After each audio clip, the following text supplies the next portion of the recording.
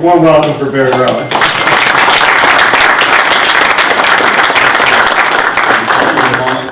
But currently, for those of you who don't know, he is the CFO and a bunch of other titles, as you saw earlier, for Vontage, and has been part of an amazing turnaround. And my career has been the crucible for the formation of my soul. I have grown more through my career than any other aspect of my life.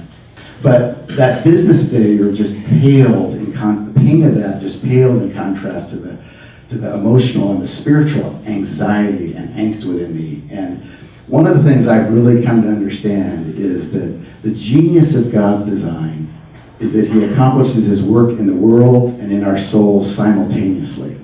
And He does it through the ordinary experiences of our lives. I had made achievement my God.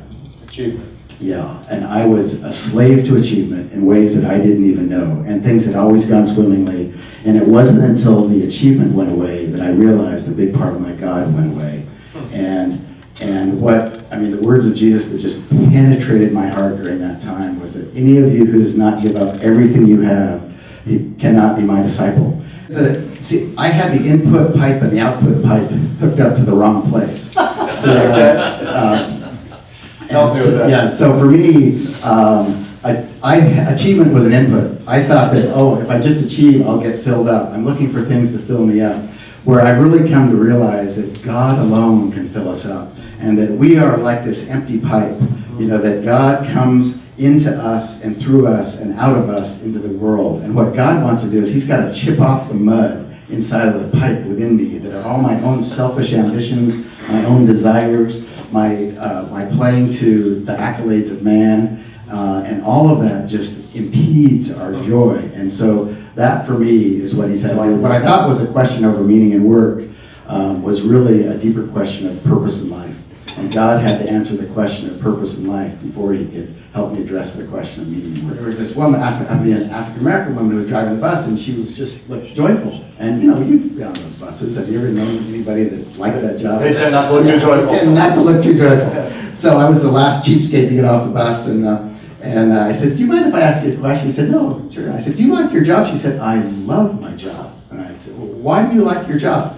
She said, "I meet interesting people who are in interesting places." And I thought, she drives the same shuttle bus that everybody else drives. It's just that the way she looked at her job was what brought meaning to it. So I'm on this, I was trying to derive meaning from my work instead of bringing meaning to the work.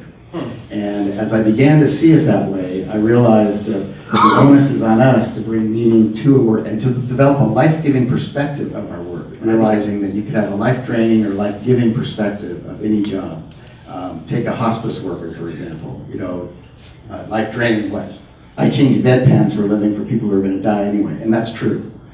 What about I create an environment of unconditional love in those last few precious months of somebody's life? And it became the working job definition for me for the next 20 years, which was to contribute to a better society as seen through the eyes of God. And the test for me was, can I connect what I'm doing in this moment, any moment, with my purpose in life? That was the challenge for me. I could not do that. And as I began to see it this way, I began to understand business from a new perspective. And now I see that the fundamental purpose of business is to serve.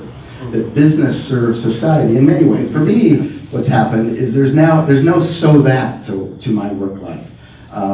I don't work so that I can retire one day and then really do what matters. I don't work so that we can make a pile of money and give it away. With this inverted perspective of life, and it comes out of Colossians, the mystery that's been hidden throughout the ages is in Christ in you, the hope of glory, that everything out of the overflow of the heart, the mouth speaks, so that everything we do is an expression of us. It's from the inside out. So I mean, giving Barry a wonderful answer.